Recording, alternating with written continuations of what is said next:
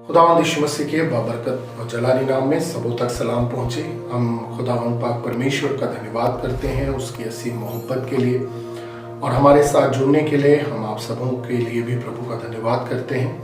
हमारा प्रयास यह है मेरे अजीज़ों कि हम सब खुदावंद की आमद के लिए अपने आप को तैयार करें और हमारा विश्वासी जीवन परमेश्वर पिता को भाए। मेरे अजीज़ों, हमारे विश्वास का आधार खुदावंद यीशु मसीह पर विश्वास करना है।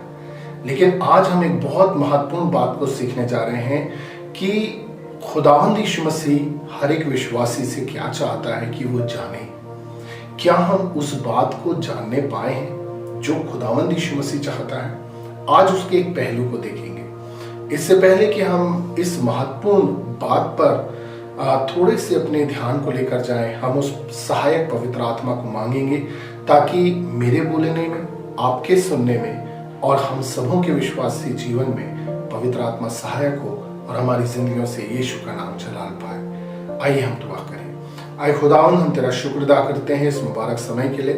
पवित्र आत्मा तू हमारा सहायक हो और जो वचन आज आप हमें सिखाना चाहते हैं पवित्र आत्मा, हम उसे सीखें, सुने, समझें और अपनी जिंदगी में हम आपकी उस महान बरकत को हासिल करने पाए जो आपने हमारे लिए ठहराई है। प्रार्थना यीशु के नाम से मांगते हैं, आमीन। मेरे अजीजों, कलाम मुकद्दस हमें लूका की इंजील में एक बहुत महत्वपूर्ण बात को बताता है, जहां पर खुदावंद यीशु मसीह जो है वो पुनरुत्थित हो चुके हैं और इम्माउस के मार्ग की बात को हम बखूबी जानते हैं।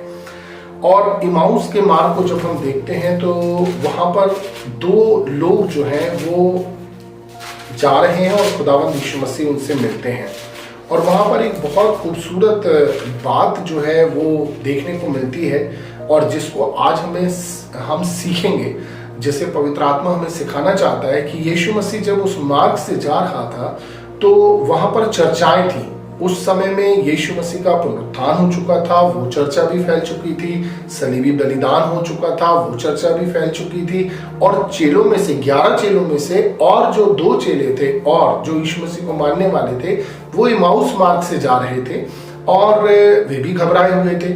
उन्होंने भी इस बात की चर्चा सुनी और समझ नहीं पा रहे थे कि ये हुआ क्या है, कि यीशु मसीह जिंदा हो गया है या नहीं हुआ है, और अभी उनको कंफर्म नहीं हो पा रहा था। वे शक और शुबा में थे। कई बार हमारी जिंदगियां भी जब हम खुदावंद यीशु मसीह से दुआ करते हैं तो वो मुआजिज़ात हमारी जिंदगियों में करता है। कई बार हमारी जिंदगियों में भी हम देखते हैं कि हम विश्वास के उस स्तर तक नहीं पहुंच पाते जो खुदावंद यीशु मसीह चाहता है या देखना चाहता है। तो मेरे अजीजों, खुदावंद यीशु मसीह एक बात हम हर एक विश्वासी, मेरे जीवन में, आपके जीवन में देखना चाहता है, और उसकी शुरुआत पुनरुत्थित यीशु मसीह ने इन 2 चेलों से की जब मार्ग में वो उनके साथ हो लिया। और देखिए वहां पर एक बहुत इंपॉर्टेंट बात लिखी गई है। वो बात लिखी गई है 24 और उसकी 16 और 17 को जब हम पढ़ते तो वहां पर लिखा है, परंतु उनकी आंखें ऐसी बंद कर दी गई थी कि उसे पहचान ना सके। उसने उनसे पूछा, ये क्या बातें हैं जो तुम चलते चलते आपस में करते हो? वे उदास से खड़े रह गए। यह सुनकर यीशु उनमें से क्लियोपास नामक एक व्यक्ति से कहा, क्या तू यरूशलेम से अकेला परदेसी है जो नहीं जानता कि इन दिनों में उसमें क्या हुआ है? अब वो इस बात को बता रहा और यीशु मसीह उदासी छा गई। मैं आपको बता रहा हूं क्योंकि यीशु मसीह हमें पवित्र आत्मा सिखाना चाह रहा है कि यीशु मसीह ने पूरी बात यहाँ पर सुनी, और पूरी बात सुनने के बाद नीचे लिखा है, जब वे खा रहे थे और जैसे ही यीशु मसीह ने धन्यवाद करके, आगे जब आप पढ़ेंगे, रोटी का टुकड़ा तोड़ा कर दिया और वे समझ गए कि ये यीशु मसीह है। वो यीशु मसीह को पहचान नहीं सके, लेकिन यीशु मसीह एक बात उनसे कहते हैं। जब आप आगे पढ़ते हैं 25वीं आयत में, वहां पर कहते हैं, तब उसने उनसे कहा, हे निर्बुद्धियों और भविष्यवक्ताओं की सब बातों पर विश्वास करने में मत मंदियों। इसका मतलब है कि यीशु मसीह के आने को हमें जानना है। जो बात हजारों साल पहले कह दी गई थी वो यीशु मसीह में पूर्ण हुई और अभी ये शुरुआत हुई थी।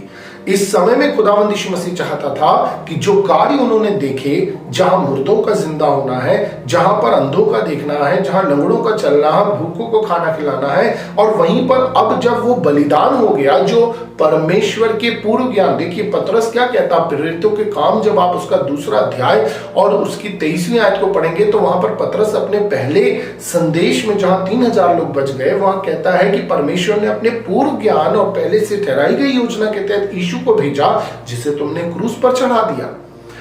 मेरे अजीजों, परमेश्वर की एक महान योजना आपके और मेरे लिए थी, और यीशु मसीह यही चाहता था कि जिन चेलों के साथ वो रहा और जिन्होंने उसके तमाम कार्यों को जो पिता ने उसे करने के लिए दिए थे, तमाम चमत्कारों को देखा, वो यकीन करें कि पिता परमेश्वर की एक योजना थी जिसे उसने पूर्ण किया। और वो योजना क्या थी? यहां पर लिखा, भविष्यवक्ताओं की सब बातों पर विश्वास करने में मत मंदी हो।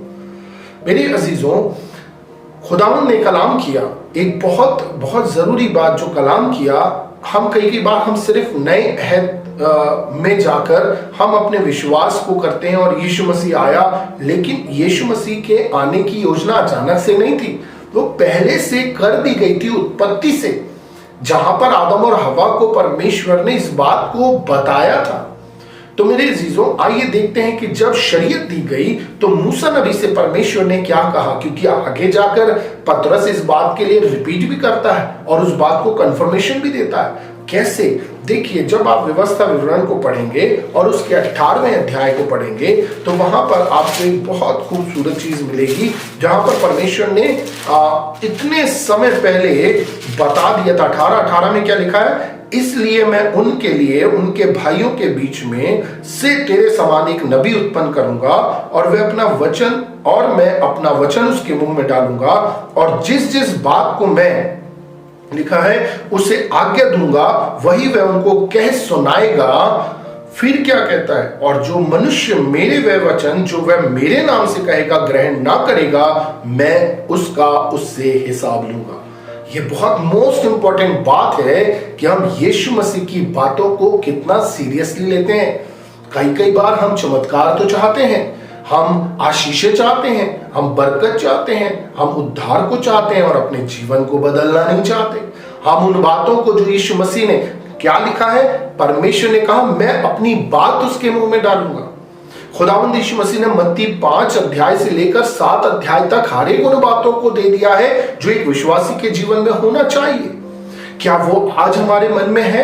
क्या वो आज हमारे जीवन में है? हमारा जीवन हमने तब्दील किया है कि आज भी हम संसार के साथ जीवन व्यतीत कर रहे हैं? हम यीशु मसीह के पास संडे को जाते हैं, बकायदा हम आराधना में जाते हैं, हम सहभागिता करते हैं, लेकिन जब हम संसार में जाते हैं तो संसार के हो जाते हैं, जब हम यीशु मसीह के पास आते हैं तो हम यीशु मसीह के हो जाते हैं। मेरे अजीजों, बाइबल साफ शब्दों में कहती है कि मैं उनका उससे हिसाब लूंगा।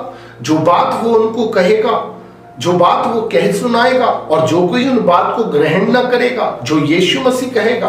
देखिए, खुदावंद का कलाम कैसे हमें बताता है कि वो और कोई नहीं, खुद खुदावंद यीशु मसीह है। जब हम प्रेरितों के काम और उसका 3 अध्याय और उसकी 23वीं आयत को पढ़ते हैं तो वहां कैफा अर्थात पतरस रसूल एक बहुत अच्छी बात को फिर से रिपीट करते हैं। वो क्या कहते हैं? 22वें अध्याय में 22वीं आयत में, 3 अध्याय प्रेरितों के काम और उसकी 22वीं आयत, जैसा कि मूसा ने कहा, प्रभु परमेश्वर तुम्हारे भाइयों में से तुम्हारे लिए मुझ सा एक भविष्यवक्ता उठाएगा, जो कुछ वह तुमसे कहे उसकी सुनना, परंतु प्रत्येक मनुष्य जो उस भविष्यवक्ता की ना सुने, लोगों में से नष्ट किया जाए।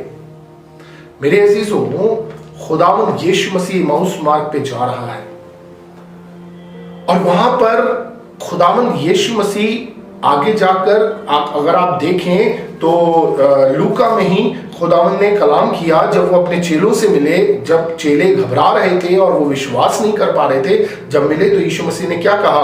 44वीं आयत में, जब आप लूका और उसका 24-44 को पढ़ेंगे, फिर उसने उनसे कहा, ये मेरी वे बातें जो मैंने तुम्हारे साथ रहते हुए तुमसे कही थी कि अवश्य है कि जितनी बातें मूसा की व्यवस्था और भविष्यवक्ताओं के और भजनों की पुस्तकों में मेरे विषय लिखी हैं, सब पूरी हो। और खुदावंद यीशु मसीह चाहता है कि हम जाने यीशु मसीह के आने का कारण क्या है। क्या हम जान लिए हैं? मेरे अजीजों, एमाउस मार्ग पर वो दो लोग जा रहे थे, उनकी आंखें बंद कर दी गई थी कि वो यीशु को पहचान ना सके, ताकि यीशु जाने कि ये अब क्या ईमान रखते हैं। जब तक चमत्कार हुआ, जब तक सारी चीजें हुई, तब तक तो ठीक चला, लेकिन अब जब ये बलिदान हो गया और पुनरुत्थान की बात आ गई और यीशु जिंदा है, इस पर क्या रिएक्ट करते हैं? यीशु मसीह ने कहा, भविष्यवक्ताओं की पुस्तक और व्यवस्था को समझने में या विश्वास करने में मत मंदियों, ऐसे हमें नहीं बनना है। आइए अपने जीवन को तब्दील करें। परमेश्वर ने पहले से कलाम में, पुराने अहद में कह दिया है, जो कोई उसकी बात को ग्रहण ना करेगा उसका हिसाब परमेश्वर लेगा। समय है, खुदावंद ने जीवन दिया है, वो दया करता है, रोज हमें जीवन बख्शता है। हम जो जिंदा है उसकी दया है और खुदावंद की पाक मर्जी है कि हर एक की तौबा तक नौबत आए। यीशु मसीह हमारे लिए उपाय है। आइए यीशु मसीह के पास आ जाएं, अपने जीवन को तब्दील करें और खुदावंद यीशु मसीह में अपने जीवन को व्यतीत करें, जिससे खुदावंद की बादशाही के लिए और उसकी आमद के लिए हम सब तैयार हों। प्रभु इन वचनों के द्वारा आप सबों को और मुझे भी आशीषित करे। परमेश्वर पिता का प्रेम, खुदावंद यीशु मसीह का अनुग्रह और पवित्र आत्मा की सहभागिता हम में से हर एक के साथ खुदावंद यीशु मसीह के दूसरे आगमन तक बनी रहे। आमीन। प्रभु सबको आशीष दे।